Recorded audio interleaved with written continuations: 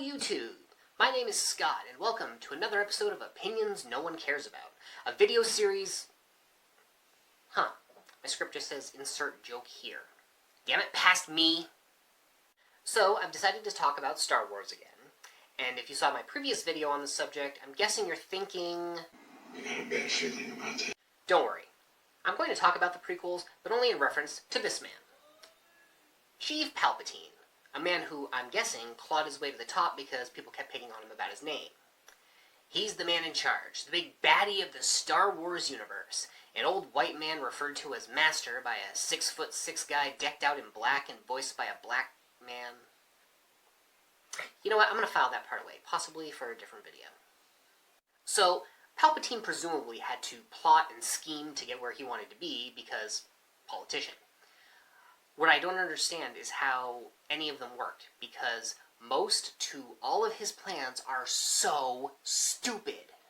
Allow me to explain. And to save your sanity, dear viewer, I promise I won't use any video clips from the prequels. So, in The Phantom Menace, Palpatine is just a senator from Naboo who wants power. And he's also secretly the Sith Lord Darth Sidious, who uses the galaxy's trade federation to blockade his home planet of Naboo. Amidala, the Queen of Naboo, escapes the planet and heads to the Senate on Coruscant to ask for help, with a stopover on Tatooine to find Space Jesus. I mean, young Anakin Skywalker. But here's the thing. When Palpatine finds out that Amidala has escaped, he sends his apprentice, Darth Maul, to bring her back. So do you see the problem here? Palpy's playing both sides. He wants Amidala to go to Coruscant to cast a vote of no confidence in the current Chancellor. And yet when he finds out she escaped the planet, he sends his apprentice to bring her back, and if Darth Maul had been successful, she wouldn't have gone to Coruscant to cast that vote. Now, since he's playing both sides, it's inevitable that he'll eventually end up working against his own interests, and here it is. There's no reason for him to want Amidala back on Naboo, because she's literally the one thing he needs to fulfill his plan to become Chancellor. And you want to know how long it took me to think of an easier solution? Because it's not that hard. Mind trick the Chancellor into retirement. What we have here is a powerful Sith Lord who seems to forget that he can use the Force, like, all the time. I mean, he could have been using it from the start, become Emperor so much faster, and then there might not have been any need for the prequel movies.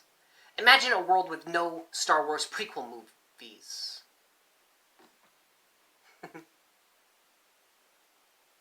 I'm sorry, where was I? Let's jump to Attack of the Clones. So now there's a movement in the galaxy called the Separatists. And they have, unsurprisingly, separated from the Republic. And they have a massive army of droids. So the Republic makes plans for the formation of a grand army, which they apparently didn't have already. Except that in the course of the movie, we find that there's a massive army of clones that was commissioned by a Jedi about a decade prior. Isn't that lucky? And definitely not bad writing. This, passing over some other stuff, leads to the Clone Wars. But the question is, why did it have to? The Separatists are led by a man named Count Dooku, who's also known as Darth Tyrannus. And Tyrannus is apprenticed to, you guessed it, Darth Sidious, aka Chancellor Palpatine. Palps is once again playing both sides when he doesn't need to, because there's literally no need for this war. He can order the Separatists to unseparate, reunite with the Republic, and then the Republic has an army that they apparently don't need. On to Revenge of the Sith. Anakin Skywalker was already a whiny, petulant child murderer before Palpers cranked the manipulation up to 11, talking about saving her loved ones from death. But when he found out that Palpatine was Darth Sidious, he did do the right thing. We all remember what happened, right? Sidious gets confronted by 4 Jedi, slices through 3 of them like butter because they're not main characters, and attempts to zap Mace Windu with his Force lightning. Mace deflects it back at him, which disfigures him physically. And I assume we all took like half a second to realize that if the Sheevster had stopped using the Force lightning, he wouldn't look half melted. Stupid.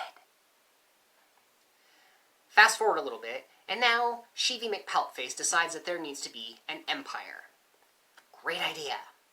Take a republic that has lasted literally for centuries and replace it with a system with a known failure rate. Or am I forgetting all those empires that have stood the test of time? Thankfully, I can jump ahead here to the Ridge in Return of the Jedi, as the Emperor doesn't appear in person until then. Even better, I can jump almost to the end of the movie. In his throne room, Palpity Palp is gloating over his supposed win, telling Luke how he was the one who allowed the rebels to know the location of the shield generator on Endor, and how they're headed straight into a trap. If you want to lead your enemies into a trap to wipe them out, that's basically Bad Guy 101. But why would you lead them to the place they want to go? The rebels want to destroy the new Death Star and stop the Empire, and Palamine's brilliant solution is to put them in a situation where, if they're lucky, they can destroy the new Death Star and stop the Empire. He could have provided them with coordinates that led Han and Leia's strike force into a black hole, or to the other side of the galaxy, or anywhere except the place they wanted to be. So that's another stupid plan. Then, one lightsaber battle later, Luke refuses to kill his father and tells the Emperor that he's lost. You failed, Your Highness. I am a Jedi, like my father before me. Sheep doesn't take losing very well, and he brings back the Force lightning.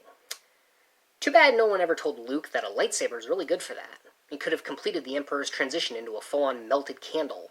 Fry the kid in front of the father he just showed mercy to. Brilliant! And of course Vader turns.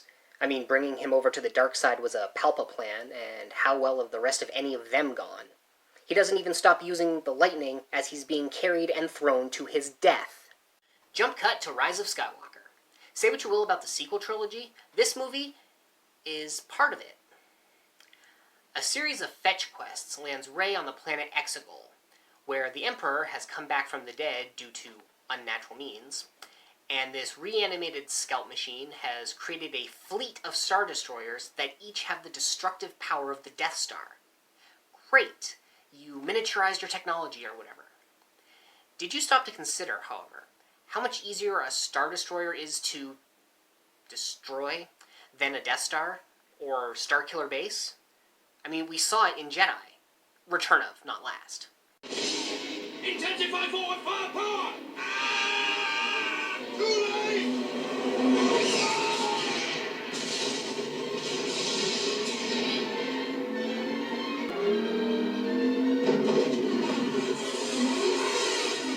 And keep in mind, the one in that clip was Darth Vader's flagship, the Executor, which is actually a Super Star Destroyer, which is 30 times bigger than your ordinary run-of-the-mill Star Destroyer.